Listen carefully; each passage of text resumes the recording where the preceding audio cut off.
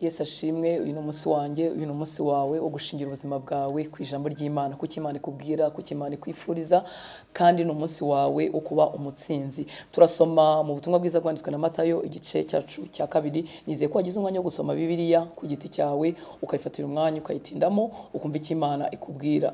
Imana yacu itugire neza. Turasoma mu gitabo mu butumwa bwiza bwanditswe na Matayo igice cya 2. Reka dusome ku murongo wa 6.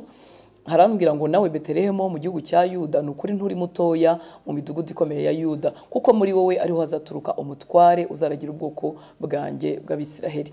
Nanejejwe n'uyu murongo ko Imana ijya gutoranya ahantu Kristo azavukira, ntabwo yatoranyije umudugudu ukomeye cyangwa se w'icyamamare. Nkurikije umurongo Bibiliya itubwira, haravuze ngo nawe Betelehemu mu gihugu cya Yuda nukuri nturi mutoya. Nuvuga ko wari umudugudu mutoya, ariko ubeshejwe ukomeye kubera kugiye kuvukiramo n'umukiza w'isi. Ibi rero niba Imana ishobora kubivuga ku gihugu, ku mudugudu, ikababwira ngo umudugudu we nturi mutoya kuko ugukomokamo akomeye, ari umwami uzakiza abantu batuye isi, byongeye ubuzima bwanjye. Nanone nifuza ko byahana ubuzima bwawe ubushizi bw'amanga.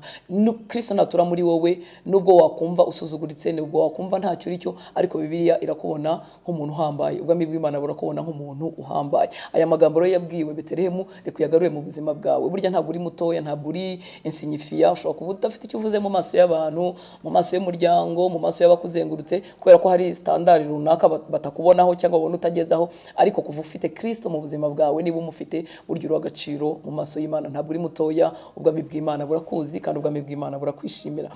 Umurongo wa 12 uravuga ngo babuzwa n'Imana mu nzozi gusubira kwa Herodi, banyura iyindi nzira basubira iwabo. Aya ni amagambo tubona arimo avuga kuri ba banyabwenge bagiye gushaka cyangwa se gushengerera Kristo, kumutura amaturo n'ibintu bitandukanye. Aho nifuza kuvuga nahangaha ngo mu nzozi baburizwa n'Imana mu nzozi. Nuvuga ngo mu nzozi Imana ishobora kuganirizamwe abantu, cyane cyane ko abantu batari n'abayuda, bari abanyamahanga.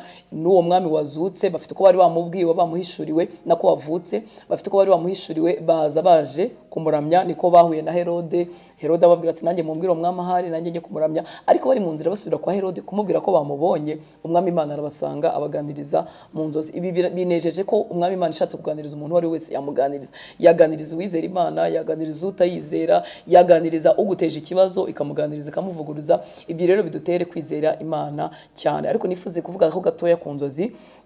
Inzozi ni ahantu Imana ishobora kutuganiriza. Inzozi ni ahantu kandi dushobora kurota ibyo twiriwemo, dushobora kurota ibintu bisanzwe, ariko nanone ku muntu wahaye ubuzima bwe Imana ishobora kumuganiriza mu nzozi. Uretse ko icyo navuga ahangaha ni uko inzozi wakwita ko ari iz'Imana zitagomba kunyuranya n'icyo Bibiliya ivuga, zitagomba kuvuguruza icyo Imana ivuga.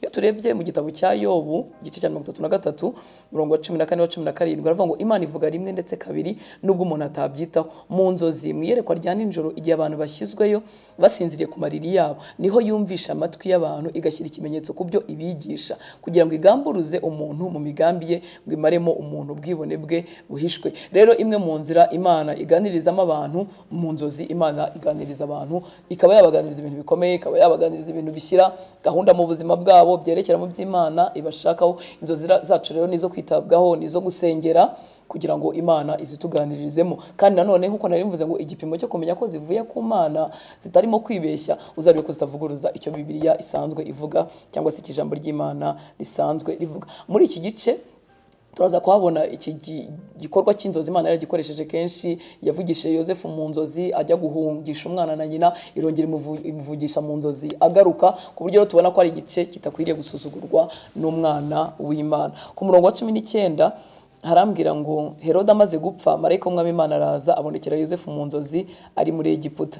Icyo nshaka kuvuga aha ngaha ntabwo nshaka kugaruka ku nzozi, ahubwo ndashaka gutangara ku buzima bw'abantu. Ni ukuvuga ngo Herode wahigaga ubuzima bwa Yesu kugira ngo abwice, noneho nawe arapfuye. Ibi ngibi bitwigishe kwiyoroshya mu buzima. Ni ukuvuga ngo yashaka kugira abo yica, uretse ko yari yanabishe, yarishe abana benshi ashaka Yesu, ariko ibi ngibi bitwigishe kwiyoroshya mu buzima, kutagira imigambi mibi, kudapangira ibintu biba abantu, kuko umuntu usanzwe ashobora gupangira undi imigambi mibi bikamugeraho we uwo yipangira itari yanamugeraho. Ngo Herode apfa atarashobora kwica Yesu nkuko yabishakaga. Ku murongo wa 23 haravuga ngo atura mu mudugudu witwa Inazareti, ngo ibyavuzwe n'abahanuzi bisohore, ngo azitwa Umunazareti. Icyashimisha nanone muri uyu murongo cyangwa se icyo nakuyemo, Yesu nako Yosefu agarukanye umwana na nyina yabanje kugira ubwoba kujya gutura mu mudugudu aho yahoze, kuko Herode nubwo yari yapfuye yari yasimbuwe n'umuhungu we.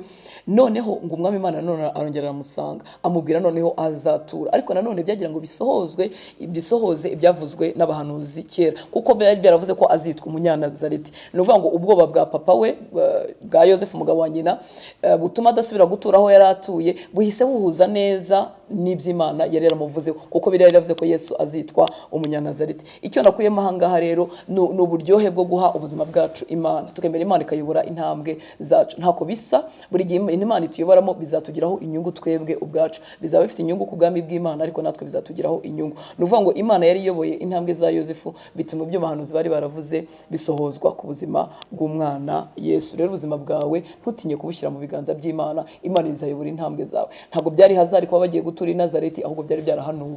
Nawe rero nuzuza n'ubuzima bwawe mu Mana, ukemera Imana ikajya iyobora decision zawe, ukemera Imana ikajya iyobora intambwe z'ubuzima bwawe, nta hantu na hamwe uzahomba, kuko hari byari byarateganyijwe ku buzima bwawe nukomeza kugendera mu nzira z'Imana. Imana iguha umugisha, ugira umunsi mwiza, wemere ko Imana iyobora intambwe zawe. Urakoze.